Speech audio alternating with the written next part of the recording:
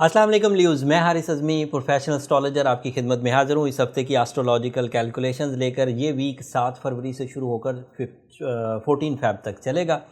इस वीक एक ही तब्दीली है, लेकिन आपके यहाँ जो खुशखबरियों का एक तसलसल 19 जनवरी से शुरू हुआ है, ये उसी तसलसल को, उन्हीं खुशखबरियों को मज़ीद बढ़ाने वाला हफ़्ता होगा। ल्यूज़, बात को तफसील से समझिएगा, मैं थोड़ी तमहीद से बयान करता। अच्छा, ये जितनी भी मैं खुशखबरियाँ सुनाने वाला हूँ, ये किसी एक फील्ड के लिए नहीं है, इसमें बहुत वुसअत है। थोड़ा थोड़ा मैं बयान करूँगा। एज अ ल्यू, जो इस वक्त सिचुएशन ऑफ प्लैनेट्स बनी हुई है, उसमें 5 प्लैनेट्स तो ऑलरेडी आपके 7th हाउस में 7th एंगल पर काम कर रहे हैं, और वो काफ़ी इंपॉर्टेंट एंगल है। वहाँ पर कोई एक प्लैनेट भी हो तो ज़िंदगी में मेजर एडवांटेजेस मिलते हैं, स्पेशली लाइफ पार्टनरशिप के एंड कैरियर के।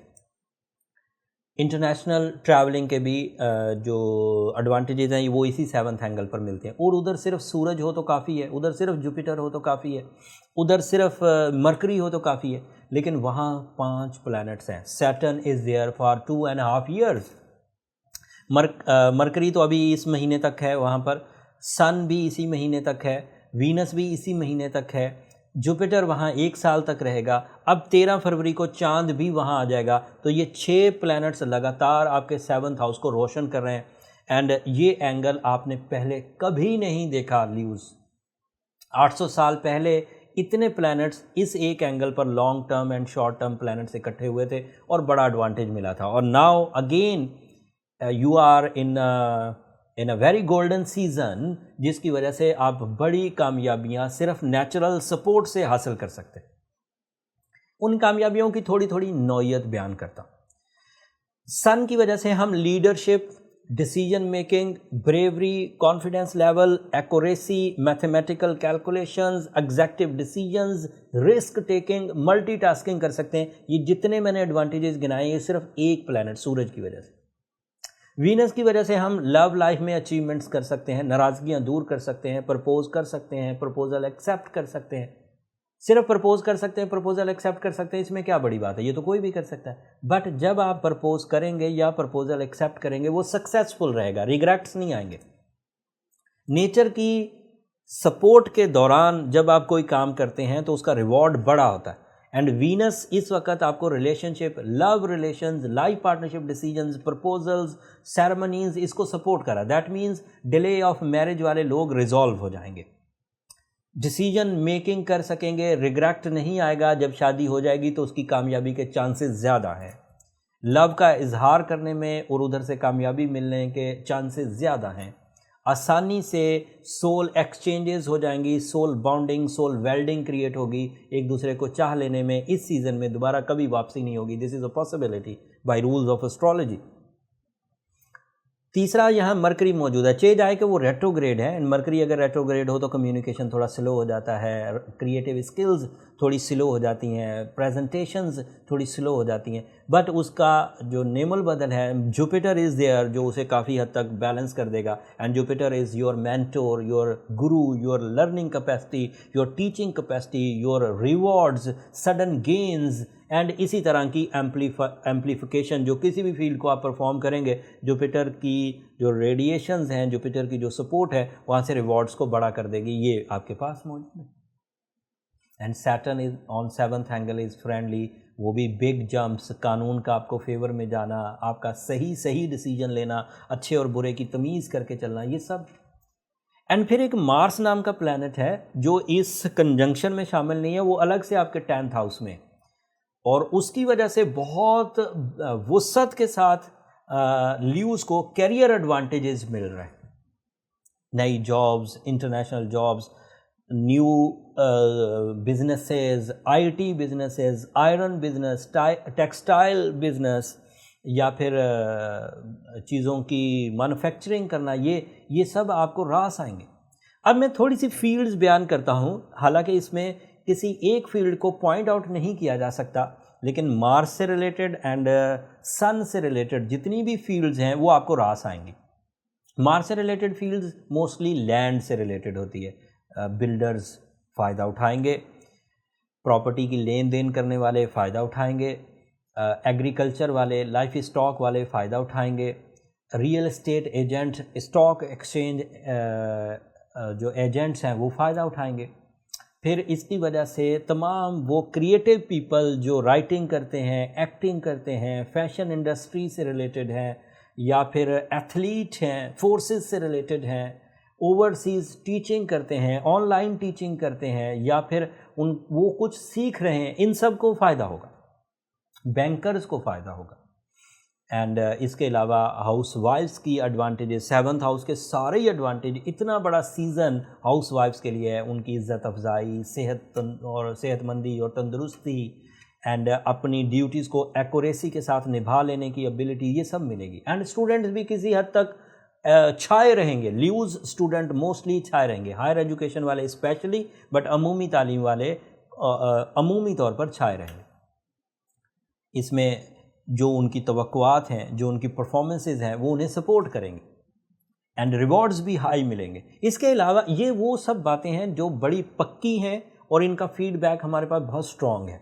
लेकिन बातें इससे भी आगे जाती हैं, जो हम लोग अभी बातों पर रिसर्च चल रही होती है, जिन कवानीन पर रिसर्च चल रही होती है, वो मोस्टली मैं यहाँ बयान अभी नहीं करता जब तक कि पीछे से मुझे पक्की खबरें ना मिल जाएं, हर फोरम उसे एक्सेप्ट ना कर ले, मेरे अपने भी एक्सपीरियंसेस उसे एक्सेप्ट ना कर लें, तब तक मैं बयान नहीं करता। लेकिन जो इतना बड़ा कंजंक्शन बना है, इससे फ़ायदे बहुत हो रहे हैं, सिर्फ छोटे छोटे फ़ायदे नहीं, पॉलिटिशियंस को इसके एडवांटेजेस हो रहे हैं, मेडिकल फील्ड को इसका बहुत एडवांटेज हुआ, हालांकि पेंडेमिक है लेकिन मेडिकल फील्ड फ्लरिश कर गई। आईटी वालों को इसका बहुत एडवांटेज हुआ, हालांकि पेंडेमिक था, चीज़ें बंद हो रही थी, लेकिन आईटी ग्रो कर गई। एंड इसी तरह दीगर वो चीज़ें जो कि स्टक हो गई थी, अब वो जब रिलीफ मिल रहा है तो वो ज़्यादा तेज़ी से ग्रो कर रही हैं। तो इसमें से ल्यूज़ को भी फ़ायदे हो रहे हैं, बहुत सारी फील्ड वाले लोगों को एडवांटेजेस मिल रहे हैं। सो ये सिचुएशन इस वक्त ल्यूज़ के लिए गैर मामूली प्रोडक्टिविटी की वजह बन रही। अब कोई कंप्लेन नहीं होनी चाहिए ल्यूज़ कि मैं करना चाहता हूँ लेकिन हालात मेरा साथ नहीं दे रहे, मेरे पास प्लान्स हैं लेकिन मैं परफॉर्म नहीं कर पा रहा, मैं बहुत टैलेंटेड हूँ लेकिन नौकरी नहीं मिल रही। These are not complaints. ये आपके साथ कोई इंडिविजुअल इशू है। इंडिविजुअल इशू को रिजॉल्व करना है तो इंडिविजुअल कैलकुलेशंस की तरफ जाइए, ठीक, आप अपने मामलात को समझिए, डायग्नोसिस मिल जाएगी, रिपेयर कर लीजिए।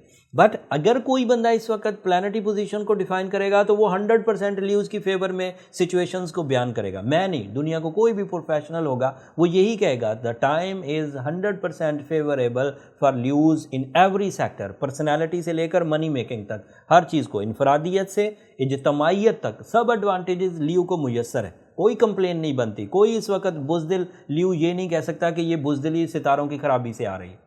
कोई नाकाम ल्यू इस वक्त ये नहीं कह सकता कि ये नाकामी मुझे सितारों की तरफ से आ रही है।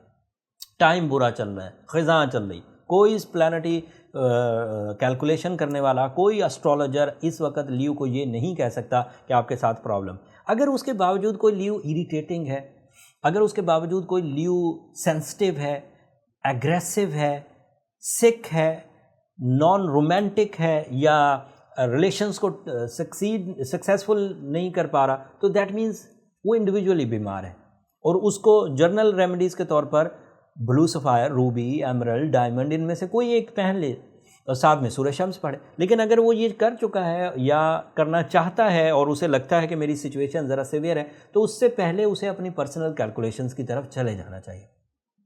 पर्सनल कैलकुलेशंस के लिए जो प्रोफेशनल फोरम एस्ट्रोजेम्स का है, उसके नंबर ये नीचे चलते रहते हैं, आप इन पर रब्ता करके अपनी पर्सनल कैलकुलेशंस के लिए टाइम ले सकते हैं न्यूज़। बट वो फ्री फोरम नहीं है, एज़ यू नो, मैंने अक्सर ये बात जिक्र करता हूँ, होपफुली आप अंडरस्टैंड करेंगे। पर्सनल कैलकुलेशंस के बाद आपको ये डिफ़ाइन हो जाएगा कि where is the real problem and उसे कैसे सॉर्ट आउट किया जा सकता है। जैसे ही वो सॉल्व करेंगे, आपके पास 2.5 साल हैं अपने आप को फ्लरिश करने के लिए। 7 मार्च 2023 तक you are in golden phase. तो जो कॉम्प्लिकेशंस हैं, जो सेंसिटिविटीज़ हैं, उन्हें रिपेयर कर लीजिए एंड रेडी हो जाइए अपने आप को इस्टेब्लिश करने के लिए इन एवरी सेक्टर। That's all. बात वीकली वीडियो की हो रही थी लेकिन लंबी बातें हो गई। अगले हफ्ते अब तब्दीलियाँ आना शुरू होंगी। ये जो प्लैनेट्स इकट्ठे हुए थे, अब जब 14 तारीख के बाद वाला हफ्ता आएगा, उसमें 1 by 1 प्लैनेट्स अब इस 7th हाउस से निकलेंगे, तो कुछ फैसिलिटीज़ आपकी डल होंगी। तो इस वीक को आप एक इवेंट समझकर गुजारिए, बड़े डिसीजंस लीजिए, अफेक्टिव डिसीजंस ले लिए, टाइम किलिंग फैक्टर से बाहर आ जाइए, शेख चिल्ली वाला पुलाव मत पकाइए, हकीकी काम करिए, अमली इकदामात करिए, ब्रेवरी के साथ करिए, मल्टीटास्किंग करिए, अल्लाह पर तवक्कुल भी रखिए। ये सब सपोर्ट मुफ्त में आपको मिली है, इसका शुक्र भी अदा करिए। आपने कोई दरख्वास्त नहीं दी, कोई आपने एफ़र्ट्स नहीं किए, आपको मुफ्त में मिल गई। एंड उम्मीद करता हूँ आप इस नेमत को अच्छे अंदाज से इस्तेमाल करके अपने फ्यूचर की कामयाबियों को हासिल करने की कोशिश करेंगे। That's all. आखिर पर मेरी 2 दरख्वास्तें, ल्यूज़ चैनल को ज़रूर सब्सक्राइब करिएगा। आपकी सब्सक्रिप्शन मेरी और मेरी टीम की हौसला अफजाई है। दुआओं में भी ज़रूर याद रखिएगा। आपकी दुआएं न सिर्फ इस दुनिया के लिए बल्कि आखिरत के लिए सबसे कीमती सरमाया है। अगले हफ्ते तक के लिए अल्लाह निगहबान।